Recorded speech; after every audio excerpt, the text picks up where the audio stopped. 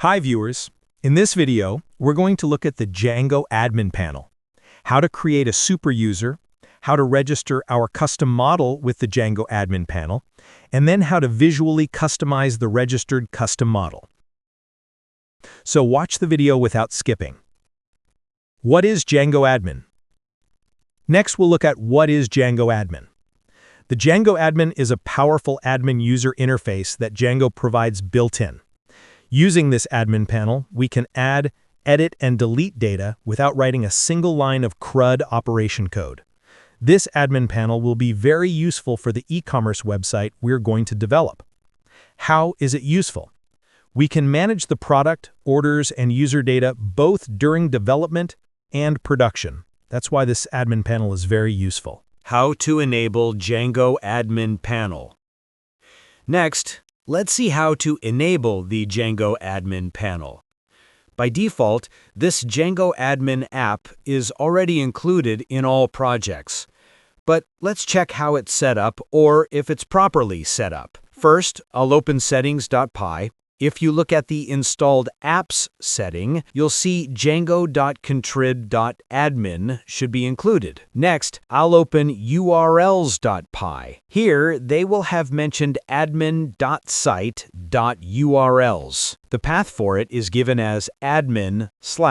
We can change this name like myshop-admin or ecommerce-admin, but I'll leave it as is because it's generic and reasonable. Okay, if these two lines are added, the setup is proper in our project. To access this admin panel, first we need to run the server. I'm going to run the server. For that, I'll use Python manage.py run server.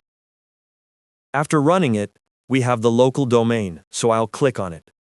Clicking it opens our website. To access the admin panel, I'll enter the admin path, /admin. After entering it, the admin login page is displayed. To access the Django admin page, we need user credentials. For this, we are going to create a very first user, which is a super user. A super user is a user with all the privileges and all the permissions on our website. For this, I'll open VS Code. In VS Code, first I'll access the database. I'll open the auth user table. As you can see, we don't have any users here. That's why we're going to create the very first user. Django only allows us to create a super user as the very first user. To create the super user, I'll open a split screen in the terminal below. This opens our project path. Here, I'll type Python manage.py create super user. I'll type that and press enter. After pressing enter, it asks for the username. For now, I'll give it test. Next, it asks for the email address. I'll provide a dummy email, test@gmail.com. Next, it asks for a password. Enter whatever password you want. Then it asks to confirm the password. Provide that. After that, it says super user created successfully. This means we have created our first user. I'll refresh this table. As you can see, our user is created here. It has all the data we provided. In isSuperUser, it is mentioned as 1, which means true. This field indicates that the user we created is a super user. Okay, next we can log into the Django Admin panel using the super user we created. I'll come to the Django Admin panel, I'll enter the username as test and the password I created, and then click Login. After logging in, the admin panel is open. Here you can see the groups and users tables are already registered. I'll open Groups. As you can see, we don't have any groups. If we want to add new groups, we can give the group name here and add it. Then we can select what permissions are needed for this group and enable them. Finally, if you click Save, the group will be saved. Next, I'll open the users table. Here, the super user we created is available. I'll open it. As you can see, the username is test. The first name and last name are empty. Also, this user's active status is ticked. Staff status is also ticked, which means we can log into the admin panel. Superuser status is ticked, which means the superuser has all permissions. We don't need to manually add any permissions. There are also some other user permission options. Just check them out. Now, I'm going to change my username. Username, Mani. I will add the first name Manikandan and last name Periyasamy. I'll enter them. Once you have finished updating the data, scroll down to the bottom of the page to save your changes. And click Save. After saving, it says Mani was changed successfully. And my username has changed here. Not only that, we can also create a new user. So I'll click the Add User button here. I'll enter the username as New User and give it whatever password I want. Then click Save. After saving, the new user is saved successfully. It recommends that We need to update the user's missing data. Okay, before that, let's check our database. I'll refresh the table. After clicking refresh, you can see the changes I made to the first user, the superuser, have been updated. The new user is also added here. If we want to update the details of the newly created user, we can do that. I'm not going to do it now, so I'll go to the user table. Registering and customizing a custom model. Okay, next, in our project, I have created this product table in products/models.py. Now I'm going to register this table in the admin panel. For that, I'll open the admin.py file. Here, admin is already imported. Plus, we need to import the custom model we created. I'll import it. From .models, import product. I'll import the product table. After importing below, I'll write admin.site.register. Inside it, I'll pass the product model that we imported. I'll save it. After saving, the server has rerun. Now I'll refresh the admin panel here. After refreshing, the product table is included here. Products is our app name and the products table is imported into it.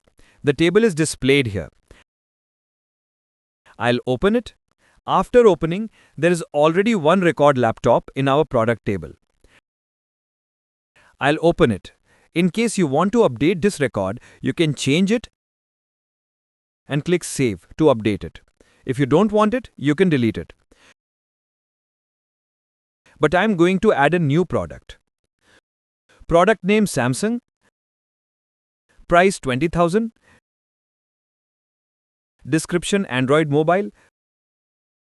Stock 100. I'll enter them and click Save. After saving, this record is saved. If you look in the database, I'll click on product_product. Here, the record we just entered is saved. So now in this product table, only the name of each product record is displayed. But we can customize it to display more columns. For that, open the admin.py file in VS Code. At the top of the file, I will create a new class. Class product admin, in open parentheses, admin.modeladn, close parentheses, colon. I'll name it product admin and inherit from admin.modeladn. It has many default attributes that we can change to override the default behavior. The first one is list_display. In a tuple, I'll mention what fields we want to display. I'll mention name, price, and stock.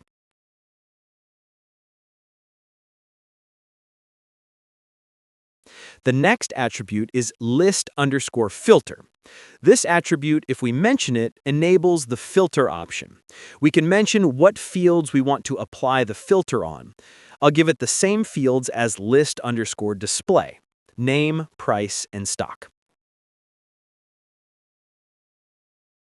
The next attribute is search_fields. This attribute is for searching records from a huge number of records.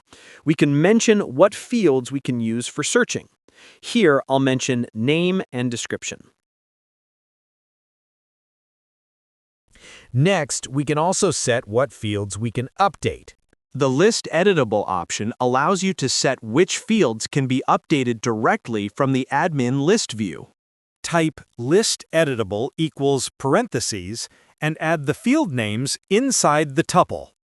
Here, I only want stock and price to be editable, so I'll copy and put these two fields here. Now, we'll pass the product admin class we created as an argument to the register function where we already registered the model. Now, this product admin class will override the default behavior. I'll save it. When I save it, the server reloads. Now, I'll refresh the admin page here. After refreshing, the columns we mentioned to be displayed are now showing here. Plus, the editable fields, price and stock, are enabled. Next, the filter options are enabled here. I'd given name, price, and stock, and they are enabled here. For example, if I select laptop only, laptop is shown. I'll clear the filter. You can apply whatever filter you need here. Next, the search fields. I'd given description and name. I'll enter Android Mobile from the description that I gave when creating the last record. I'll enter it and click Search. The record for the Samsung Mobile, which I'd given Android Mobile 4, is filtered for me. The Android Mobile is displayed here. So we can enable these features as well. This is how we can customize our custom model. We can do many more advanced customizations here. For example, we can customize the entire Django admin panel itself. There are separate packages for that. If you install and set them up, we can do it. We can update the entire visualization, plus features like charts can also be updated.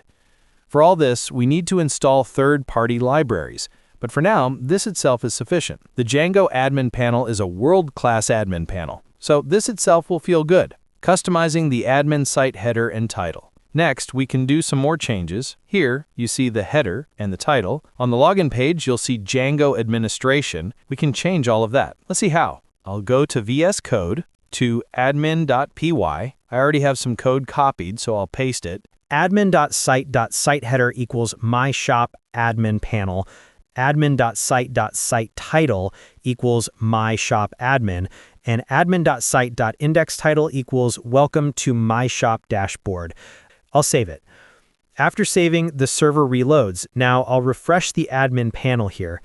After refreshing, you see My Shop Admin panel. The title will show My Shop Admin at the end. Now I'll log out, I'll access the admin panel again. Here you see My Shop Admin panel. This is how we can access the admin panel and customize it. You can further customize the admin interface. To master these techniques, please visit my blog or the official Django documentation. In the next video, we'll look at views and HTML templates. We'll see how to display all our products in the next video. Don't miss the next video. If you like this video, like, share, and comment. Subscribe to my channel. Thanks for watching this video.